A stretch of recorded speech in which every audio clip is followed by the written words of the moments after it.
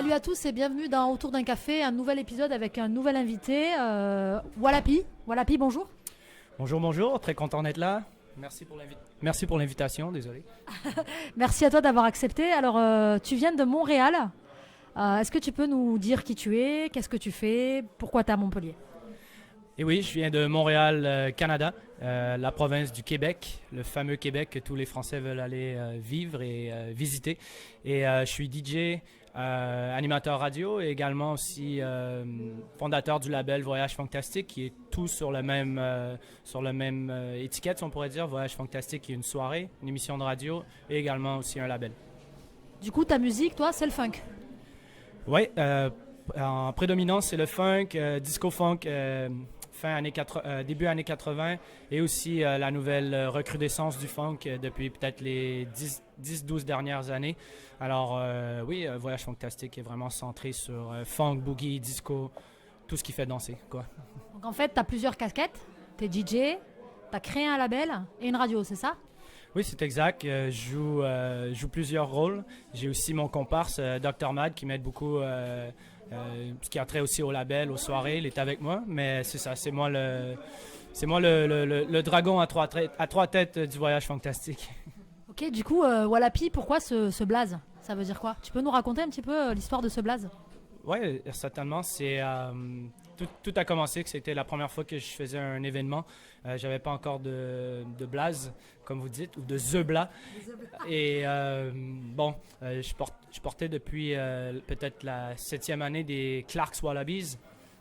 Et lors d'une soirée, il y a quelqu'un qui est venu me voir. Et il m'a dit c'est quoi ton nom de DJ? Et mon nom de famille commence par P également. Alors, et mes amis anglophones m'appellent P. Yo, P. Alors, j'ai regardé les chaussures que je portais. C'était des Clarks Wallabies. Alors, j'ai juste dit Walapi. Et c'est resté comme ça. Et ironiquement, la personne qui m'a demandé ça était P-Tog de Chromeo. Je ne sais pas si vous connaissez Chromeo. Alors, c'est comme ironique que ça en est venu à ça. Mais ouais, il n'y avait pas beaucoup de recherche derrière le nom. C'est juste venu spontanément. Ok, alors du coup, là, tu es à Montpellier, tu es en tournée internationale, c'est ça? Oui, tournée européenne, c'est ma 6e. Et je suis à Montpellier pour une émission de radio un petit peu plus tard, ici, dans les studios de Discopat, sur les ondes de kiosque, Pignata Radio. Et il y a aussi demain, je suis avec mon bon ami Nico Vaza, ici, qui travaille beaucoup pour la scène funk sur Montpellier. Et on sera à Old Dirty Bar de 22h à 1h du matin. Alors, ouais, je suis à Montpellier, toujours content ici. L'esprit funk est à fond, les palmiers sont là aussi. Alors, T'aimes bien venir à Montpellier? Ouais, j'aime bien. J'ai déjà mes restos préférés. Quand je rentre dans les restos, j'ai déjà le Wi-Fi qui embarque de la dernière fois. Alors, ouais, non, c'est okay. ça. Est-ce que tu peux nous raconter un petit peu comment tu es arrivé à cette musique? Depuis combien de temps tu fais ça? C'est depuis tout petit ou Ben, j'ai toujours kiffé la musique. J'ai commencé très tôt, surtout à breaker. Alors, je fais du break pendant très longtemps. Et après ça, j'ai commencé à faire un peu de production également. Et en ramassant des disques, eh bien là, j'avais des disques que j'aimais jouer soit à la maison, soit en soirée, mais je n'avais pas encore l'idée de devenir DJ. Et ce qu'on racontait un peu plus tôt, l'histoire, ça a été la première fois que j'ai DJ, c'était en 2007. Et j'ai commencé à prendre ça un petit peu plus sérieusement en 2009. Et bon, vu que le break aussi, bon, je dansais un peu sur les trucs années 80, genre Grandmaster Flash, les classiques, Treacherous Street. Alors, c'est comme si je revenais à la case départ de la musique que j'aimais lorsque je dansais. Sauf que maintenant, j'étais celui qui faisait danser les gens au lieu d'être la personne qui dansait sur ce que les DJ passaient en soirée. Ouais, parce que du coup, les breakers, les b-boys, comme on les appelle, ils dansent beaucoup sur de la funk. Ouais, funk, hip-hop, break, c'est sûr que le catalogue est un petit peu plus un peu plus large, mais surtout pour les poppers, popping, locking, eux sont vraiment forts sur le funk. Alors de ce côté-là, on est toujours servi aussi dans les soirées à Montréal, même souvent dans des soirées lorsque j'étais à Genève et Lausanne, juste là, il y avait beaucoup de poppers qui étaient là. On dirait que ça va de soi ensemble, c'est de pair. Est-ce que tu vois une grande différence entre ton public à Montréal, le public canadien, j'ai envie de dire, et français? Quel accueil t'est fait ici? Je dirais que le public français ou même le public européen est un petit peu plus pointu sur le niveau sélection et tout. Et je crois qu'ils sont un petit peu plus demandants, exactement ce que moi je trouve c'est une bonne chose. Un peu plus demandants sur la sélection du DJ. Tandis que si je prends pour Montréal, par exemple, les gens ils sortent, ils veulent danser. On a environ 300 à 400 personnes qui viennent dans nos soirées et il n'y a personne qui va venir te casser les yécous à cause que tu as passé un morceau que tout le monde connaît. Je veux dire, c'est plus une vibe, les gens veulent plus danser. Le format aussi, comment je peux dire? C'est exigeant. Les gens ils sont plus exigeants qu'à Montréal. À Montréal, comme je dis, le format que tu joues vinyle ou MP3, eux, ils veulent juste danser. Tandis qu'ici, si tu arrives avec des MP3 que tu as pris sur YouTube, je pense que les gens vont le remarquer aussi. Et je dirais aussi que l'équipement, les gens sont un petit peu plus, comment on pourrait dire, la sono, il faut qu'elle soit vraiment bonne. Et je joue dans des places où c'est des mixettes genre à 3000 balles, que tu n'as même pas de crossfader, que c'est vraiment juste des roulettes. Alors de ce côté-là, je trouve que les gens sont un petit peu plus pointus ici pour ça. Mais bon, il n'y a pas un public que je préfère un à l'autre, ça fait juste différent un de l'autre. Et c'est un challenge à chaque fois. Alors, Par rapport au public que tu rencontres de façon internationale, parce que tu as pas mal bougé du coup, je crois que tu es en tournée internationale, là je crois avoir vu, et du coup, est-ce qu'il y a vraiment une ville que tu kiffes vraiment, ou un pays pour toi où tu sens vraiment que la vibe elle est plus, plus parlante avec ce que toi tu défends? C'est sûr que je voudrais pas faire des jalouses là, puis dire, je pourrais dire Montpellier en premier, mais bon, ce que je dirais c'est que Lyon pour moi c'est vraiment la capitale du funk en France. Après ça, Amsterdam qui est vraiment une ville incroyable aussi de ce côté-là. Berlin, Francfort c'est peut-être une de mes villes préférées. Ça fait 6 fois que je viens en Europe et les 6 fois je vais là-bas. Nantes, c'est vraiment une soirée complètement incroyable. DJ Faro là-bas, ça fait 20 ans qu'il fait sa soirée. Alors déjà à ce niveau-là, d'avoir quelqu'un qui fait une soirée funk boogie depuis 20 ans, on doit quand même rendre à César ce qui revient à César. Alors c'est peut-être une des meilleures soirées que j'ai jouées en Europe. Mais bon, tu sais jamais ce qui peut arriver. Demain, ça peut être un truc genre un gros bull là, puis que tu t'en attendais pas. Alors, j'essaie tout le temps de pas avoir d'idées préconçues sur des villes ou sur des soirées. Parce qu'il y a une soirée qui peut fonctionner et l'année d'après, elle ne fonctionne pas. Souvent ici, les Français, vous êtes en vacances pendant que tout le monde est en train de bosser dans les autres pays. Alors, je veux dire, il y a des périodes creuses pour tout. Alors, j'essaie d'apprécier chaque soirée comme je peux le plus possible, si on pourrait dire. Ouais. En tant qu'artiste, il faut toujours s'adapter, il faut toujours évoluer avec son temps. Est-ce que toi, en tant qu'artiste, label indépendant, est-ce que ça a été difficile pour toi le parcours? Est-ce que tu peux nous parler un petit peu de comment parce qu'aujourd'hui tu es quand même reconnu internationalement, tu bouges assez facilement. Est-ce que ton parcours il a été semé d'embûches? Je dirais que non. Je veux dire, parce que j'ai tout le temps fait à ma tête, je suis quelqu'un qui a une tête dure, qui veut juste faire ce qu'il a envie de faire. Alors, à ce niveau-là, j'ai pas vraiment rencontré d'embûches. J'étais pas dans une course. Il y a des gens qui veulent avoir, mettons, des followers vraiment rapidement ou avoir des trucs très rapidement. Je dis toujours en blague, si je plante des graines de tomates, ben, le lendemain, il va pas avoir encore poussé. Alors, il faut apprendre à exactement patienter, construire le truc. De ce côté-là, après ça, c'est que moi, je suis dans un marathon. Alors, I'm in it for the long run, peut-être ça prend plus de temps. Les autres, peut-être qu'il y a des gens qui trouvent que j'avance pas assez vite ou qu'il y a d'autres personnes qui avancent plus vite que moi. Mais je me concentre sur qu'est-ce que je peux faire.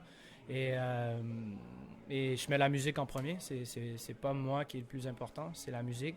Alors, à ce niveau-là, c'est sûr qu'après ça, des embûches, je pourrais même pas te dire. Je veux dire, c'était plus des embûches quand je travaillais en même temps que je gérais Voyage Fantastique. C'était peut-être un peu plus difficile à ce niveau-là.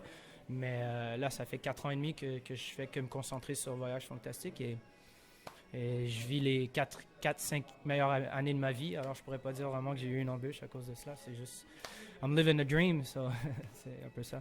Est-ce que tu aurais un conseil justement à donner à des jeunes là qui te regardent et qui auraient envie de faire la même chose que toi et qui auraient envie de se lancer? Est-ce qu'il y a un truc dans ton parcours? Est-ce qu'il y a un message comme ça qui t'a aidé? Moi, je dis toujours en anglais, do you, fais ce que toi tu veux faire. Et après ça, si tu veux vraiment quelque chose, faut que tu te dises, comme je sais pas vraiment comment dire en français, mais c'est how bad do you really want it? Si tu veux vraiment quelque chose, tu veux être joueur professionnel de tennis, et ben prends tous les comment je pourrais dire, toutes les avenues, tous les moyens pour aboutir à ton but. Je veux dire, faut pas attendre d'avoir un repost ou qu'un hashtag te donne un fame ou quelque chose comme ça. C'est juste faire ce que toi tu veux faire, et je pense que à ce niveau-là, tu ne seras jamais en contradiction avec ta passion, et je pense que c'est ça qui fait un peu la recette du succès de la plupart des gens que moi je connais. Ils n'ont pas essayé de jouer des jeux sur Instagram ou essayer d'avoir des faux followers pour booster quelque chose. Ils ont juste fait leur truc, et si ça fonctionne, ça fonctionne, et peut-être sinon ça va fonctionner dans 30 ans. Mais il ne faut pas que tu le fasses pour que ça fonctionne, il faut que tu le fasses pour toi à la base, et après ça, je pense que les choses, ils déboulent un après l'autre, et les choses se mettent en place si tu travailles fort. Être soi-même, quoi. Exactement. C'est dur de nos jours, mais... Au niveau de ta communication, c'est toi qui gères tout. C'est ce que tu m'as dit juste avant qu'on se voit. Du coup, tu gères vraiment tout. Ton label, la radio, comment tu fais? C'est un emploi à temps plein. J'ai une horaire assez flexible parce que j'ai pas d'autres emplois, mais en même temps, tu dois te donner tu dois avoir de la discipline, parce que des fois, tu reçois une demande de booking, genre d'Allemagne, et là, à Montréal, il est 2 heures du matin, tu veux être certain de ne pas manquer le booking, alors tu dois répondre tout de suite, alors tu es genre tout le temps disponible. Mais en même temps aussi, quand je pourrais dire, tu fais ta propre horaire. Moi, je divise mes journées un peu, mettons, réseaux sociaux. Après ça, ce qui est recherche musicale. Après ça, je mets ça peut-être 1 heure, 2 heures de pratique. Alors, je fais mes journées un peu comme il me semble. Mais ouais, c'est ça. It's a full-time job. Là, c'est à temps plein. Là. Je fais ça à temps plein. Jour et nuit, quoi. Ouais, exact. Ben, je respire ce truc de voyage fantastique. Oui, j'ai vu que tu avais dit que tu buvais funk, tu mangeais funk et tu dormais funk. Ouais, voilà, exact. C'est un peu ça? Ouais, c'est pas mal ça, ouais, exact. Ça te représente bien, du coup. Très bien, très très bien. Ok, voilà, puis on est quasiment arrivé au terme de notre interview. Où est-ce qu'on peut te retrouver? Donc là, bientôt sur la radio. Les événements à venir sur Montpellier, c'est quoi? L'événement demain avec Nico Vaza, animateur de la soirée What the Funk sur Pinata. Alors, on sera ensemble demain à Old Dirty Bar à Montpellier. Et c'est le vendredi 7 juin, pour vous mettre un petit peu en contexte. Et après ça, je pars à Bruxelles. Après, je vais être à Innsbruck, Zagreb, Francfort, Nantes, Paris, Limbourg. Alors, j'ai quand même quelques petites dates encore à faire. Amsterdam aussi. Sinon, vous pouvez tout trouver sur voyagefantastique.com. Il y a les liens SoundCloud, Mixcloud, le label est dessus aussi. Alors, voyagefantastique.com, bien sûr, c'est l'adresse que vous pouvez tout trouver, ce qu'il y a à trouver. Ça marche. De toute façon, on va mettre tous les liens pour que les gens qui veulent te voir et venir te voir trouvent ça. En tout cas, merci beaucoup, Walapi, pour m'avoir accordé ce temps. Merci d'être venu dans notre belle région. Et puis, merci d'avoir répondu à Autour d'un café. Est-ce que on t'a parlé un petit peu du concept Autour d'un café. Pour toi, est-ce que c'est important justement parce que c'est se soutenir mutuellement, c'était ce qu'on s'était dit. Est-ce que le concept Autour d'un café, pour toi, ça te parle? Toi qui gères ta communication, est-ce que ce genre de concept, ce genre de média, ça te parle? C'est clair parce qu'il y a une relation humaine, c'est un petit peu plus tangible, c'est moins, comment je pourrais dire... c'est moins fake, si on pourrait dire. C'est vraiment une échange un à un. Alors, de ce côté-là, on peut vraiment sentir, la passion des gens derrière autour d'un café, mais aussi la passion entre l'interlocuteur et la personne qui parle. Alors, de ce niveau-là, je vous souhaite franc succès à tous pour les prochains et futurs projets. Ok, merci beaucoup. Pour le mot de la fin, est-ce que tu as une citation, un proverbe qui te tient à cœur et qui est un petit peu le fil rouge pour toi? Ouf, là, celle-là, tu m'as pris au dépourvu. Est-ce qu'il y a une personne pour toi qui est comptée vraiment, s'il y a des personnes, ouais, je pourrais en nommer plusieurs, mais je dirais les 2 crews de mentors que j'ai, c'est We Funk Radio, ça fait une 20aine d'années qu'ils font de la radio à Montréal et Vancouver, et aussi The Goods, alors Scott C, Professor Groove et Mike Lai, DJ Static, pas mal les gens que je dois donner un shout-out. Et aussi Lexus à Music is My Sanctuary. Et sinon, une petite quote, ça sera en anglais, c'est une vieille chanson funk des années fin 60, début 70, c'est everything I do, it has to be funky. Alors, et voilà. Tout ce que je fais, ça doit être funky. Ok, vous l'aurez compris, Walapi, c'est un DJ funky et très original. Merci beaucoup, Walapi. À très bientôt chez nous. Merci. À bientôt autour d'un café. Ciao, ciao.